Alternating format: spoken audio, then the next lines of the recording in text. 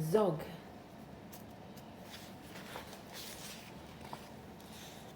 Madame Dragon ran a school many moons ago. She taught young dragons all the things that dragons need to know. Zog, the biggest dragon, was the keenest one by far. He tried his hardest every day to win a golden star. All the dragons in year 1 were learning how to fly. "Hi," said Madame Dragon, "way up in the sky. Now that you've been shown, you can practice on your own, and you'll all be expert flyers by the time you're fully grown." Zog went off to practice, flying fast and free. He soared and swooped, and looped the loop, then crashed into a tree.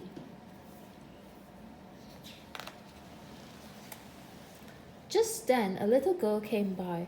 "Oh, please don't cry," she said. "Perhaps you'd like a nice sticky plaster for your head?" "What a good idea," said Zog. Then up and off he flew, his plaster gleaming pinkly as he zigzagged through the blue. A year went by, and in year 2 the dragons learned to roar. "More," said Madame Dragon, "louder, I implore.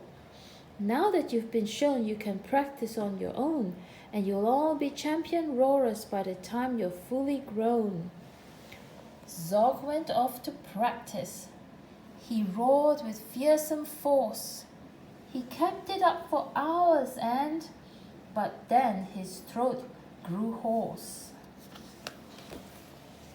Just then the girl came by again. She said, "What rotten luck! Perhaps you'd like a nice soothing peppermint to suck."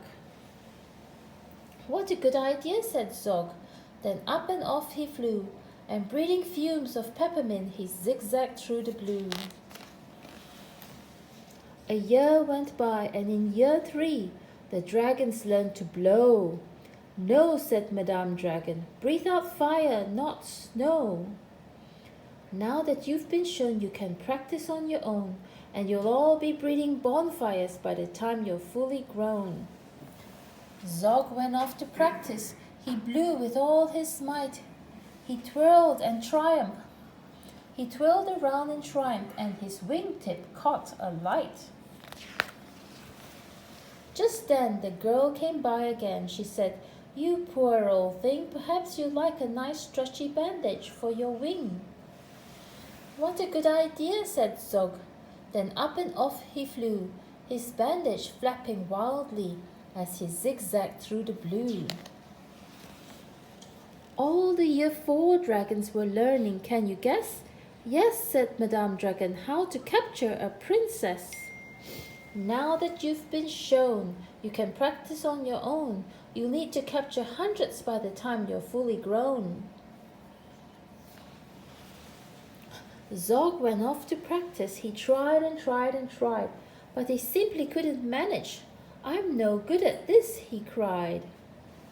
"I'll never win a golden star." Just then he saw the girl. "Perhaps," she said, "you'd like to capture me? I'm Princess Pearl." "What a good idea," said Zog. Then up and off they flew, the princess gripping tightly as they zigzagged through the blue.